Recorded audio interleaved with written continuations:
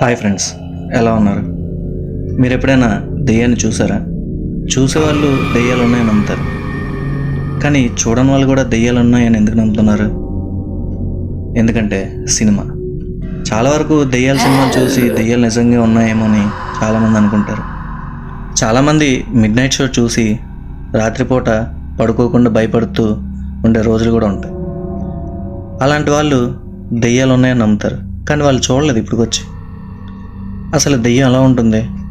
దెయ్యంకో రూపం ఉంటుందా? ఇవన్నీ నిజమేనా లేదా ట్రాషా?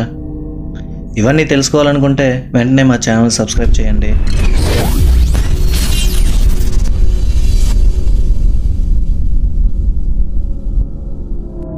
టాపిక్లోకి వస్తే, దెయ్యాలు ఉన్నాయా? ఎస్, దెయ్యాలు అయితే ఉండేవి, కానీ ఇప్పుడు ఉన్నాయో లేవో నాకు తెలియదు. నేను అలా చెప్తున్నానంటే మా ఫ్యామిలీ మెంబర్ అయిన మా తాతగారు, తనకు ఇన్సిడెంట్ జరిగింది.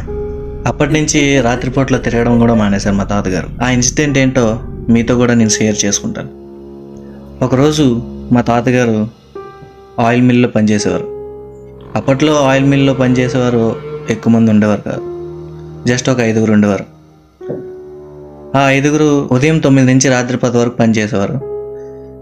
ఈ టైంలో వాళ్ళకి ఇచ్చే జీతం ఎంతో తెలుసా? 5 రూపాయలు. అంటే 1980s. ఆ టైంలో 5 రూపాయలు అంటే 500తో సమానం. ఎక్కడ పని ఉంటే అక్కడికి వెళ్ళిపోయేవారు మా తాతగారు. అయితే ఒకరోజు ఆయిల్ మిల్లో పని అంతా అయిపోయాక రాత్రి 10 అయింది. పని వాళ్ళని విడిచిపెట్టే టైం కూడా అయింది. ఈలోపు మా తాతగారు బయటకు వచ్చి నీరు తోడుకొని మా తాతగారు కాళ్ళు చేతులు కడుక్కున్నారు. అయితే ఇంతలోపు ఒక ముసలవ్వ వచ్చింది. అయితే మా తాతగారు చూసి, ఎవరమ్మా నువ్వు, ఈ టైంలో ఎక్కడికి వచ్చావేంటి, ఇంత అర్ధరాత్రి అవుతుంది అని చెప్పి అడిగారు మా తాతగారు.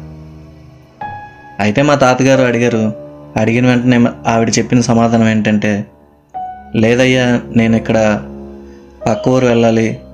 ఆ ఊరు వెళ్ళాలంటే అక్కడ ఒక కాలువ ఉంటుంది, ఆ కాలువ దాటాలి. ఇంత రాత్రిలో దాటాలంటే నా వల్ల కాదు, ఎవరైనా నన్ను దేపెట్టండి, దేపెట్టిన వాళ్ళకి 5 రూపాయలు ఇస్తానని చెప్పి ఆవిడ చెప్పింది. చెప్పాను కదా, 5 రూపాయలు అంటే 500తో సమానం. ఇదే ఆశతో మా తాతగారు వెంటనే, సరే అమ్మ, నిన్ను నేను దేపెడతాను అని చెప్పారు. అయితే ఆ 5 రూపాయలు ఇప్పుడే ఇవ్వాలి నువ్వు అని చెప్పారు. సరే, ఆవిడ వెంటనే తీసి ఇచ్చేసింది. వెంటనే మా తాతగారు కూడా దేపెట్టడం స్టార్ట్ చేశారు. అలా వెళ్తుండగా ఆవిడ చెప్పిన ఆ కాలువ వచ్చింది. ఆ కాలువ చాలా లోతు, కానీ అప్పుడు ఎండాకాలం కాబట్టి నీరు లేదు.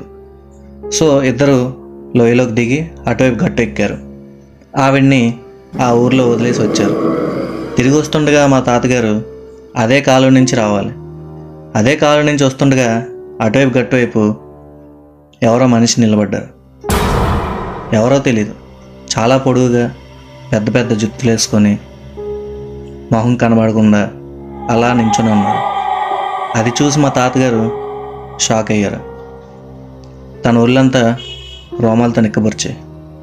ఎవరబ్బా ఎంత అర్ధరాత్రి ఇక్కడ నించున్నారని చెప్పి ఆలోచిస్తున్నారు. అక్కడి నుంచి కేకలేస్తున్నారు మా తాతగారు, కానీ ఎవరు ఆన్సర్ ఇవ్వట్లేదు. మా తాతగారు కేకలేస్తుండగా ఆవిడేం సమాధానం చెప్పట్లేదు, అక్కడే నించుని ఉంది. అలా గట్టు మీదకి వెళ్తుండగా అక్కడ ఎవరు కనబడలేదు.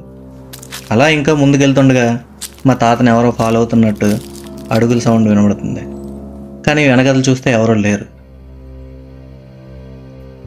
అలా వెనక్కి తిరిగి ముందు చూసేసరికి అదే నీడ, ఆవిడే కొండ దెయ్యం. ఎస్, కొండ దెయ్యం. అప్పట్లో కొండ దెయ్యాలంటే చాలా భయపడేవారు. ఆ కొండ దెయ్యాలు ఎలా ఉంటాయంటే, పెద్ద పెద్ద జుత్తులు ఉంటాయి, 7 అడుగులు హైట్ ఉంటుంది, నల్లగా ఉంటుంది. అది పట్టు పీడిస్తే మాత్రం చంపే వరకు వదలదు అన్న పేరే ఉండేది కొండ దెయ్యంకి. అలా మా తాతగారు చూసి భయపడి పరిగెట్టడం మొదలుపెట్టారు. అయితే ఆయిల్ మిల్ వరకు వచ్చేసారు. ఆయిల్ మిల్ వరకు వచ్చాక వాళ్ళ ఫ్రెండ్స్ అడిగారు, ఎక్కడికి వెళ్ళావని. నేను ముసలావిని దేబడ్డానికి వెళ్ళాను, కానీ ఆవిడ ముసలావిడ కాదు, దెయ్యం అని చెప్పారు. అయితే నువ్వెందుకురా వెళ్ళావు ఆ టైంలో అని చెప్పి అడిగారు. లేదురా ఆవిడ 5 రూపాయలు ఇస్తా అన్నది, అందుకే వెళ్ళాను అని చెప్పి అన్నారు. సరే నువ్వు భయపడ్డట్టున్నావు, ఇంటికి వెళ్ళు అని చెప్పి అందరూ కలిసి వెళ్ళిపోయారు. అయితే అర్ధరాత్రి 2 గంటలైంది. మా తాతగారు పడుకుని ఉన్నారు. బయట నుంచి ఏదో శబ్దాలు వినబడుతున్నాయి. డోర్ ఆటోమేటిక్గా తెరుచుకుంది. మా తాతగారు చూస్తుండగానే అదే దెయ్యం ఆ ఇంట్లోకి వచ్చేసి మా తాతగారి మీద వాలింది. ఆ నెక్స్ట్ డే ఉదయం చూస్తే మళ్ళీ ఏమి ఉండేది కాదు. సేమ్ అదే అర్ధరాత్రి 2 నుంచి 3 అదే టైంకి వచ్చి వెళ్ళిపోతూ ఉండేది. శరీరపరంగా మా తాతగారు రోజు రోజుకి బలహీనపడుతున్నారు. అది చూసి చాలామంది ఏమైంది నీకు అని అడిగారు. అయితే మా తాతగారు ఇలా చెప్పారు, రోజు అర్ధరాత్రి ఈ టైంలో నుంచి ఈ టైం వరకు నన్ను పీడిస్తుంది, నన్ను వదలట్లేదు, నన్ను చంపేస్తానంటుంది అని చెప్పారు. అయితే అది విన్న ప్రజలు తనని ఒక మాంత్రికుడి దగ్గరికి తీసుకెళ్లారు. అయితే ఆ మాంత్రికుడి దగ్గరికి వెళ్ళారు మా తాతగారు. మా తాతగారు చెప్పకుండానే అతను అన్నీ చెప్పేశారు. అయితే నీకు పరిష్కారం కూడా నేనే చెప్తాను. ఇక్కడున్న 4 రాళ్ళు నువ్వు తీసుకెళ్ళు. ఆ తీసుకెళ్ళి నీ మంచం కోళ్ళు 4 ఉంటాయి కదా, ఆ 4 దగ్గర ఈ 4 రాళ్ళు పెట్టు అని చెప్పారు. అయితే ఆ రాత్రి నుంచి మా తాతగారు 4 పిక్కలు 4 మంచం కోళ్ళ దగ్గర పెట్టారు. ఆ రాత్రి ఆ దెయ్యం వచ్చింది, కానీ ఆ మంచం మీద కూర్చోలేకపోయింది, ఎంటర్ అవ్వలేకపోయింది, ఎందుకో తెలియదు. నెక్స్ట్ డే నుంచి 1 వారం పాటు వచ్చింది, కానీ ఆ తర్వాత నుంచి మరి రాలేదు. సో ఇక్కడ మీకు ఏం అర్థమైంది? అప్పట్లో దెయ్యాలు కూడా ఉండేవి, అలాగే దేవతల పవర్ కూడా ఉండేది.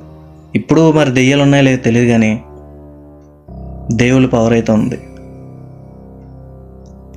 సో ఇది మా తాతగారి లైఫ్లో జరిగిన ఒక రియల్ స్టోరీ.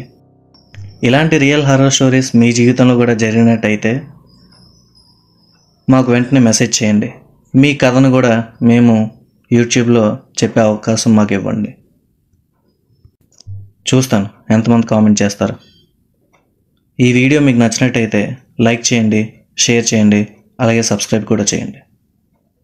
Bye friends.